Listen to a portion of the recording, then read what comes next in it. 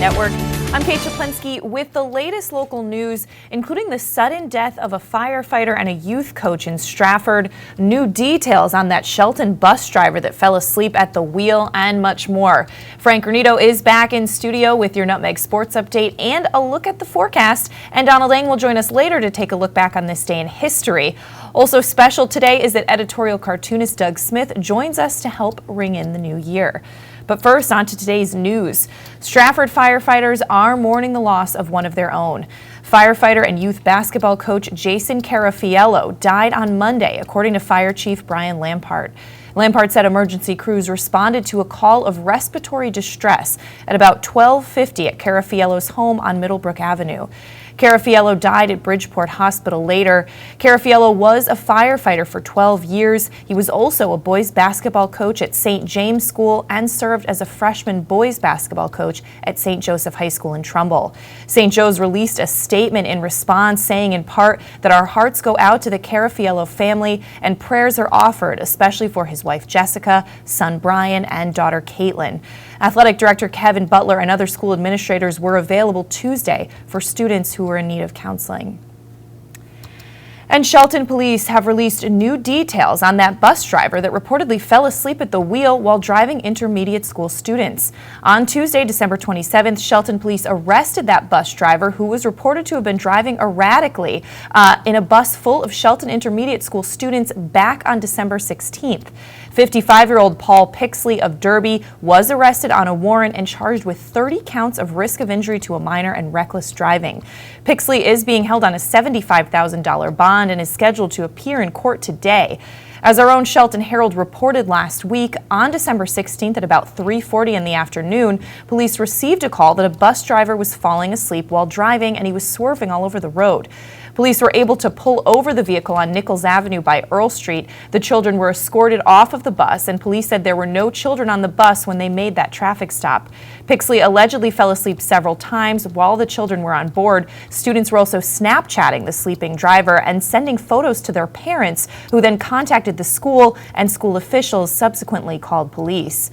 More on that story at sheltonherald.com. And in other news, a 61-year-old man who told Stratford police he'd been stabbed early Wednesday morning admitted later at the hospital that he'd actually just fallen while leaving a bar. The Connecticut Post reports that it was being handled as a stabbing and robbery at the hospital, but the man then admitted that no stabbing had actually occurred. He said he'd been stabbed, then that he may have been hit from behind with a pipe or other blunt object. Then he admitted that he had stumbled and fallen. The man's wallet, keys, and cell phone were with him, according to police, and there were no missing items. Police, however, do not plan to charge the Canaan Court resident for filing a false report because he did not initiate the call. They say a neighbor actually called it in when the man had returned home. The 61-year-old man was tended to by medics at the scene and transported to the hospital shortly after midnight. And Shelton police arrested 30-year-old Nikola Suzteki for his involvement in multiple commercial burglaries in the downtown area on Monday. At about 6 in the morning, the Shelton Police Department responded to a burglary reported at Porky's Cafe on Center Street. According to police, surveillance footage captured a man breaking through the door and stealing money from the cash register. Later that Monday evening at about 8 o'clock at night, Shelton police responded to a reported attempted burglary at 90 Bridgeport Avenue or Stellar's Garage. The window there had been smashed, but it didn't appear that the suspect made it inside the business. Police said approximately an hour after responding to that alarm at Stellar's Garage, officers located Suzteki, who matched the description provided by area's business surveillance cameras on Howe Avenue. And the number of accidents on state highways over the holiday weekend rose by 14.5% compared with the same period a year ago. That according to the Connecticut State Police. A total of 528 accidents occurred between just after midnight December 22nd and until just before midnight December 26th. A year ago, those accidents totaled 461.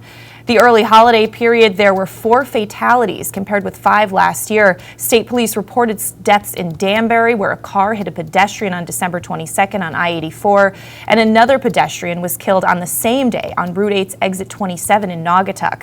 Other fatalities occurred December 25th on I-691, exit 5 in Meriden, and on December 26th in Heartland. As far as accidents with injury, including serious injury reported on I-91 exit 12 in New Haven, those totaled 58, up from 56 in 2015. Drunk driving arrests totaled 47, and that's up from 40 in 2015. And in other news, police are investigating after a body was discovered in an apartment above a bar in Waterbury. The Republican American reports that police found the body of the man believed to be in his late 50s around 2 in the afternoon on Tuesday. Officers had arrived at the residence after firefighters were called there to deal with a possible water leak from a second-floor apartment. Police have classified that case as a homicide because they believe the man's injuries were not self-inflicted. They also suspect that more than one person may have been in the apartment. And a New Jersey man was arrested for driving drunk in Darien after trying to pay for gas with a car key and driving on a shredded tire. This happened the evening of December 20th. A complainant reported that an intoxicated driver was at Valero gas station at 1927 Post Road at about 4:15 in the afternoon. The complainant told police that the driver had attempted to pay for gas using his car key and was still inside the vehicle in the parking lot. Police then identified that driver as 39-year-old Shaquem Evans of Hillside, New Jersey. Evans allegedly had trouble lowering his window to speak to police, and the car's front driver's side tire appeared to be shredded. While speaking with police, Evans was confident that he was already back in New Jersey and didn't believe Darien officers that he was still in Connecticut. He said he planned on driving home despite officers telling him that his front tire was destroyed and he was riding on the rim. Evans allegedly denied drinking or taking any drugs or medication, but was unable to complete field sobriety tests. He was placed under arrest for drunk driving, and a search of his car uncovered an empty 50-milliliter bottle of gin under the passenger seat. Breathalyzer tests taken at the police department showed blood alcohol levels of 0.1795 and 0.1829. But let's switch gears now and throw it over to Frank Granito. Happy to have him back in studio for a look at the forecast, which is a little iffy right now, Well, Frank. I'm happy to be back inside because it is nowhere near as nice as yesterday, Kate. Colder outside today with temperatures only expected to reach 41 and a chilling wind expected throughout the afternoon. Mostly cloudy skies for most of the day heading into this evening, and then we'll see increasing cloud cover overnight tonight as we get ready for what should be a rainy Thursday in Fairfield County. Cold conditions again tomorrow with temperatures back in the low 40s. There'll be on and off periods of rain in the morning and early afternoon. A little accumulation of snow early on in the evening, otherwise mostly cloudy and windy overnight as we head towards Friday morning. And Friday, cold again. The expected high is only 38 degrees. There is a chance for on and off snowfall throughout the day, but wind will be the real issue with a steady breeze of 20 miles per hour, and we could see gusts reaching upwards of 45 miles per hour. A low of 26 and mostly clear overnight as we head towards what should be a beautiful final weekend of 2016. That's going to do it for this weather update. Let's go back over to Kate. All right, thanks so much, Frank. Well, we are going to step out for a break. When we come back, Donald Eng joins us to take a look back on this day in history. Frank has a Nutmeg Sports update, and we have more local news, including how a Trumbull mom is using a family tragedy to help others. That coming up after this. At Hoyt Livery, our goal is to always... Sam, what are you doing? We're filming a commercial. I'm checking out the new Hoyt on the Go app.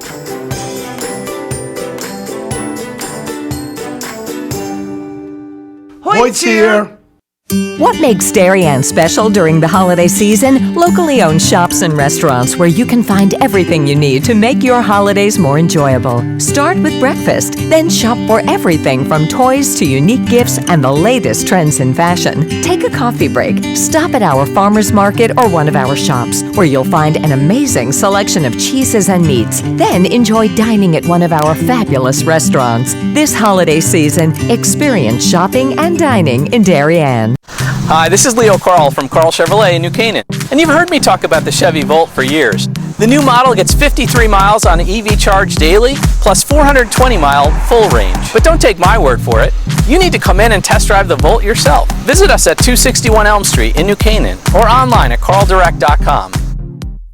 Why cook it all this holiday? Avoid the stress of holiday planning and let your friends at Walter Stewart's in New Canaan do the heavy lifting. Whether you're looking to fill in with a few crowd-pleasing sides or you want us to prepare your whole feast, from cranberry sauce to pumpkin pie, we're ready to simplify your holiday. Place your order from our holiday menu and spend your holiday the right way, relaxing. Our fresh prepared holiday meals to go are designed with your busy schedule in mind. Visit us at stewartsmarket.com or at 229 Elm Street, New Canaan. Have a sports injury or slip and fall that needs immediate care? Coastal Ortho Express Urgent Care gives you direct access to an orthopedic specialist fast, without an appointment. Basketball, hockey, skiing, whatever the sports injury is, sprain or fracture, Coastal Ortho Express can help. Coastal Ortho Express Urgent Care, open Monday through Saturday, now in 2 locations. The iPark building at 761 Main Avenue in Norwalk and 36 Old Kings Highway South in Darien. Or go to coastalorthoexpress.com, like them on Facebook. On time, done right, safe and reliable. MrHandymanCT.com. Let our satisfied customers tell it. I have called Mr. Handyman for every reason, every occasion, every broken item, every leak. They have bailed me out on many occasions, and I would recommend them to anyone. For any project, large or small. MrHandymanCT.com. Give the gift of fitness to someone you love this holiday season for only $1 a day. Halo Fitness in New Canaan is now offering 1 year of fitness for only $365. Halo Fitness is a state-of-the-art fitness center located at Halo Studios in the heart of New Canaan, with ample free parking and brand new locker rooms. Keep someone you love healthy with a gift of fitness this holiday season. Halo Fitness Holiday Special available for purchase during the month of December only. We're back on this December 28th edition of your Coffee Break on the HAN Network. I'm Kate Czaplinski, and it's time to throw it over now to Donald Eng for a look back on this day in history. Don. Well, thanks, Kate. We're going to start today in 1832. John C. Calhoun becomes the first vice president of the United States to resign the office. He was actually elected with John Quincy Adams in 1824, then continued to serve under Andrew Jackson when he defeated Adams in 1828. Jackson replaced Calhoun with Martin Van Buren, who would be elected president in 1836. Calhoun returned to the Senate and sought the Democratic presidential nomination in 1844, losing to future President James K. Polk. 1867, the U.S. claims Midway Atoll, the first territory annexed outside of continental limits. Now, you may remember the historic Battle of Midway that took place a couple miles offshore. That's how big the island is. It's an airstrip and a couple of houses, and essentially that's it. About 40 people live there now, but it was uninhabited for almost all of its history. Now, why was it so important for the United States to get Midway? Well, the island has an abundance of bird poop, really. The Guano Islands Act of 1856 allowed occupation of islands for guano mining, though it was never mined there. By the way, guano is still in high demand by organic farmers. 1895, William Röntgen publishes a paper detailing his discovery of a new type of radiation, which will become known as X-rays. The discovery would earn him the inaugural Nobel Prize for Physics. He is considered by now the father of diagnostic radiology. Finally, now we go all the way back to 1065. For this. There are some extraordinarily beautiful places in the Abbey. There's a very precious area immediately behind the hall also where St. Edward the Confessor is enshrined, and some of the kings of England are around there. But probably the most special is the Lady Chapel, which is also the Henry VII Chapel, the Chapel of the Order of the Bath.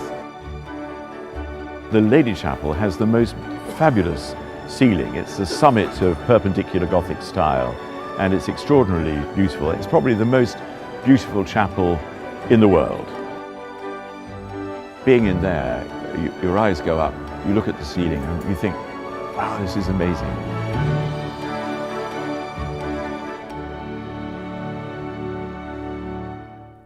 That, of course, was Westminster Abbey, the spiritual center of the UK, dedicated on this date in 1065. Westminster is the traditional site for royal coronations and burials. It has also hosted 16 royal weddings, and the property houses 2 schools. Interestingly, Westminster is many things, but there's one thing it is not, and that is an abbey. The Benedictine monks left it in 15:45. Still haven't gotten around to changing the sign, apparently. But that is your look back in history for today, December 28th. I'm Donald Ing. All right, thanks so much, Don. Well, getting back to some more local news, Trumbull resident Gillian Anderson, whose daughter Abby took her own life back in 2014 after struggling with clinical depression, has made it her mission to help ensure that other parents never have to experience what she did. Anderson recently joined the staff of the Jordan Porco Foundation, a Hartford-based nonprofit dedicated to mental health, suicide prevention, and building hope among high school and college-age students. After Abby's death, Gillian said she thought about forming a foundation herself, but then she heard about the Jordan Porco Foundation and everything fell into place. She's since become their development director, and in that role, she's currently working on a fundraising effort in partnership with the new Broadway musical Dear Evan Hansen that's about a lonely teen whose social status improves after the suicide of a classmate. Given the show's popularity, buying a ticket is next to impossible, but Anderson said that all donations to the Jordan Porco Foundation made between now and December 31st will be entered into a drawing to win a pair of tickets to that show. You can get a lot more on that story at TrumbleTimes.com. But let's throw it back over to Frank Granito for a Nutmeg Sports Update. Frank. Thank you, Kate. The HAN Network was live at the Darien Ice House yesterday for the latest installment of the New Canaan-Darien rivalry as the boys took to the ice for the first of 2 meetings this winter. And for the first time in their last 6 meetings and only the third time in their last 14 games against the Blue Wave, the Rams were able to come away winners yesterday. Using an early 3-goal lead, New Canaan went on to defeat Darien by a score of 5-2. Brooks Gamble scored the game's first 2 goals at the 2:18 and 6:49 marks in the first period. Jack Webster added a power play goal with only 2:45 remaining, but 20 seconds later, Arden Cohen got the Wave on the board, cutting the lead to 3-1 heading into the first intermission. George McMahon and Tyler Hill would both score for the Rams in the second period, making it a 5-1 game. And Matty Hathaway scored the only goal in the final frame as Darien trimmed the lead to 5-2, but that is where it would finish, as the defending state champions fall to 0-3 on the season and now get ready for a matchup tomorrow against the defending FCIAC champion Greenwich Cardinals. Peter Windus, who had 15 saves for the Rams, picked up his 3rd consecutive victory. New Canaan now undefeated on the season, heads into a Friday tilt against another FCIAC preseason favorite, the Ridgefield Tigers. That game will be played at the Winter Garden in Ridgefield. Moving to the hardwood now, the Norwalk Holiday Tournament Championship and Consolation Games have been moved up to this afternoon due to the incoming weather expected for Thursday. The semifinal games of the tournament were played yesterday at Norwalk High as Brian McMahon took on Joel Barlow in game number 1, and Norwalk played against Capital Prep in the second game. McMahon found themselves trailing at the half in the opening game before rallying to defeat the Falcons by a final of 61-47. The Senators were led by the game's top scorer, Eric Day, who finished with 26 points. And in Game 2 of the semifinals, the Bears found themselves trailing by 7 points with 90 seconds remaining and out of timeouts, thanks to baskets from Peter Katulski and Armani Sawyer in the final 24 seconds. Norwalk was able to escape with a 72-71 win to set up a championship game with their crosstown rival, Brian McMahon. The HAN Network will be live at Norwalk this afternoon. The consolation game coverage begins at 4 o'clock between Joel Barlow and Capital Prep. We will be back on the air at 6 o'clock then for Norwalk and Brian McMahon. That's going to do it for this Nutmeg Sports Update. Let's send it back over to Kate. All right, thanks so much, Frank. Well, getting back to more news today, the Connecticut Audubon is reporting that something bad happened to the region's piping plovers when they reached their wintering grounds in the Bahamas this year, and that's Hurricane Matthew. Almost 1,400 piping plovers migrate there, according to the Audubon. That's about half of all the piping plovers that nest on Connecticut's beaches and the entire East Coast. Piping plovers nest along Milford's shoreline at areas like Silver Sands and Walnut Beaches and along the shoreline near the Audubon. Each year, sections of the beach are marked with string and signs to keep people from trampling on those nesting grounds. Well, according to Audubon magazine, a big portion of those birds winter on one cay in the Bahamas that was hit very hard. A cay is a low bank or a reef of coral, rock, or sand, and when researchers checked the cay after the storm, fewer than half of those piping plovers remained. But you can get more on that story at milfordmirror.com. And Connecticut's Department of Energy and Environmental Protection joins America's state parks and all 50 state park systems for free guided first day hike programs. That's on New Year's Day 2017. This year, the DEP offers the guided first day hikes on January 1st at the Kellogg Environmental Center, Hammonasset Beach State Park, Mansfield Hollow State Park, Scantic River, and Sleeping Giant. You can get more details on that at thewestonforum.com. But we are going to step out for a break now, and when we come back, excited to welcome our editorial cartoonist Doug Smith. He has some New Year's cartoons to show us this time around. We'll be back with that right after this.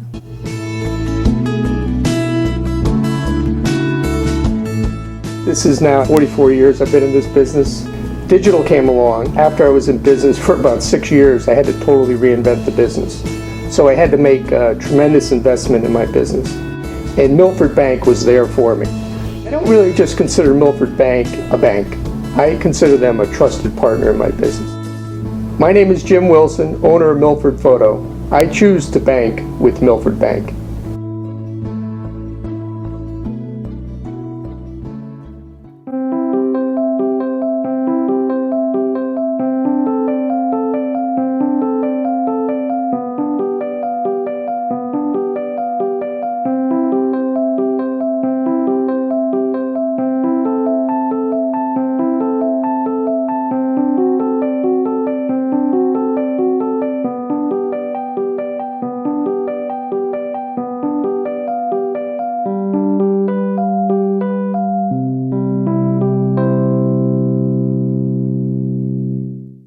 Are you ready for winter? Ski and Sport has everything you need to be fully outfitted for the season. A family-owned and operated business with over 40 years of experience, Ski and Sport's 3 convenient locations in Fairfield County offer top-quality, high-fashion ski and winter wear. In addition to clothing for men, women, and children, we also offer seasonal rentals for the entire family. Stop by our stores on 1 Ethan Allen Highway in Ridgefield, 877 Post Road East in Westport, and at 110 Main Street in New Canaan, or visit us at skiandsport.net.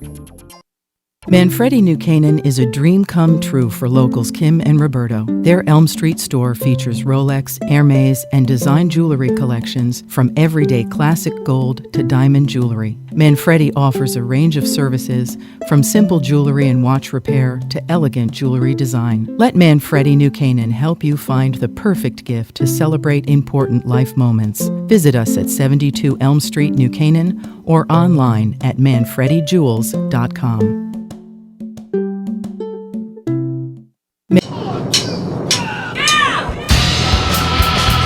I'm Frank Granito. And I'm Donald Ng for the HAN Network. Tune in to Nutmeg Sports Monday through Thursday, where we bring you all the top stories from Connecticut sports. From highlights to player interviews and expert analysis, no one gets you closer to Connecticut's games than Nutmeg Sports.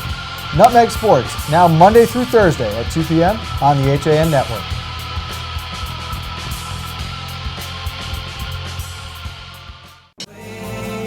When it comes to local entertainment, we've got it all. From movies, local artists, etiquette, and more. Watch HAN Arts and Leisure with me, Steve Coulter, and our Arts and Leisure editor, Sally Sanders, Mondays at 12:30, right here on the HAN Network.